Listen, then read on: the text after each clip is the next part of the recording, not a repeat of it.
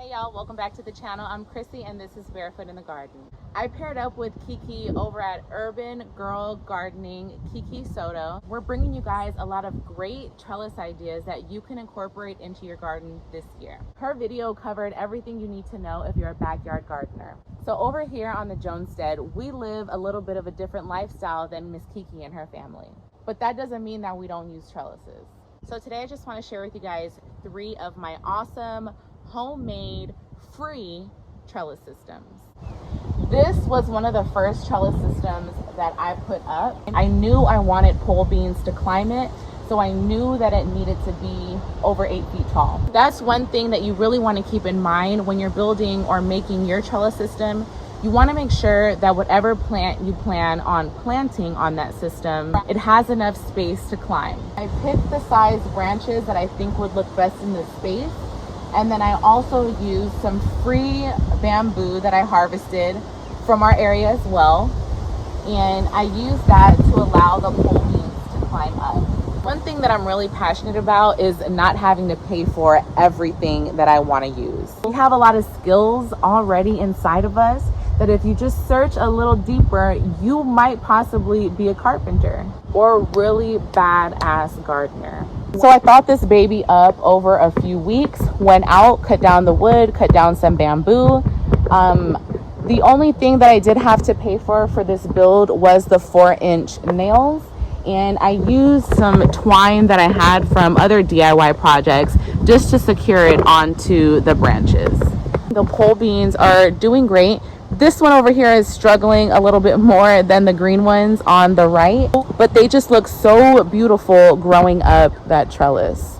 And it was free. The nails cost me a couple dollars and I can use those for future projects, but I just think that it came out so awesome. You can incorporate this build into any area of your garden. As long as you have 2 sturdy posts to secure the wood and the bamboo to, you'll be good to go. And one of the main reasons why I use a little bit of a chunkier piece of wood is because I knew that when I was harvesting the green beans, I was going to be tugging on the plant a little bit, and I didn't want to use something a little weaker like just strictly bamboo, because over time with pulling repeatedly on those bamboo stakes, they have the potential to get brittle and break. So I knew that I needed some wood in there to stabilize the bamboo so that I could utilize the bamboo in an efficient way. No shade to 100% bamboo trellises, but they are a little bit more lightweight. And if you're looking to grow crops on this trellis system over a couple seasons, you want to at least make sure that you're using something a little more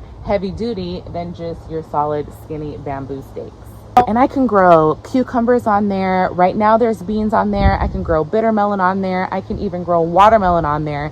Since I did use the big branches, it is sturdy enough to hold a nice size Tigger melon.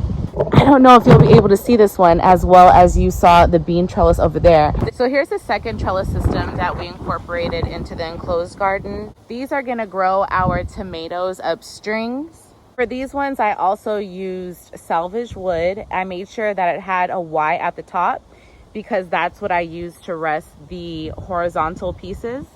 Some nails and twine, same supplies as the bean trellis back there. And I just secured it down here onto the raised bed with a couple of nails. With using this system, I was able to plant 1 climbing flower and 1 cucamelon vine, which will climb up this post. I actually did the same at every corner. If I didn't have any type of trellis system in this raised bed, I would just be able to use the floor space. But this way I can use the floor space, and then I can use each post to plant a climbing vine, which is the cucamelon, and you can also incorporate a climbing flower. Those are some nasturtiums. So the cucamelon vine and the nasturtiums will climb all these posts, and I'll still have everything going on still in the floor. So now I want to take you guys to my gourd house, which is going to hold all of our heavy crop as far as watermelon, bitter melon, and our loofah gourds.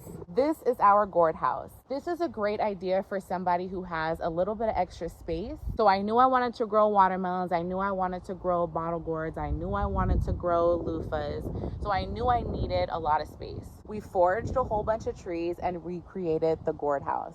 They were all alive when we cut them, and we just kind of used our imagination and kind of envisioned how everything was going to be growing. And it's super sturdy.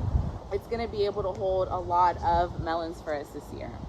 So if you see down there at the bottom, you can assemble a small either raised bed or in-ground bed at the base of the post on each side, and you can plant on both sides. You're probably wondering where the walls are. We still haven't got those up. This is still a work in progress, but I just wanted to show you guys the general outlay of it, and we're gonna go back in a few weeks and put the walls up so that vines can start climbing them.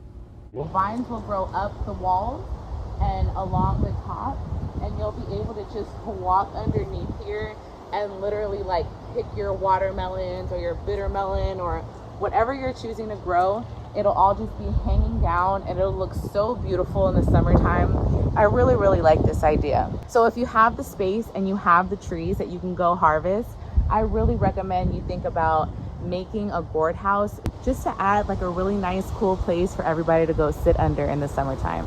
And again, guys, this was all free to make.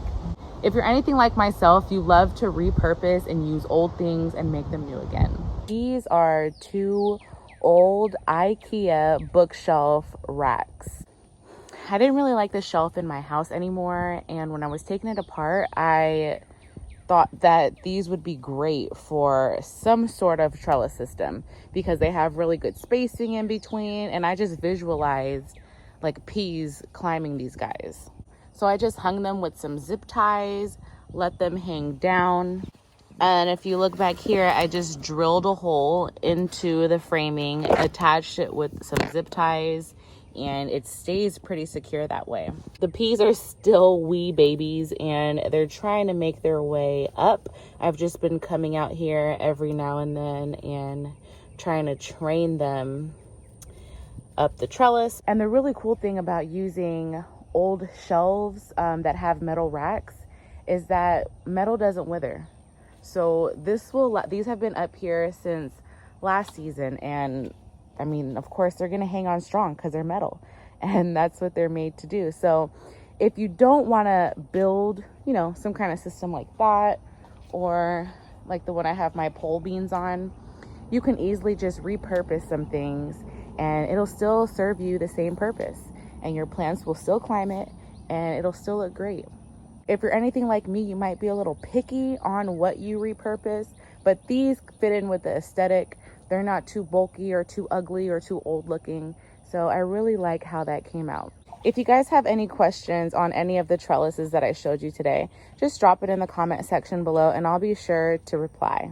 And if you didn't check out Miss Kiki's video on her backyard gardening trellis ideas, go ahead and check out her channel and subscribe to them as well. I'm just gonna leave you with a beautiful view of these tomatoes coming in.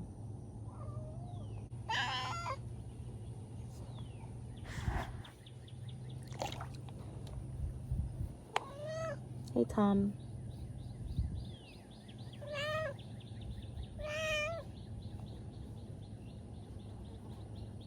What you got there? You hungry?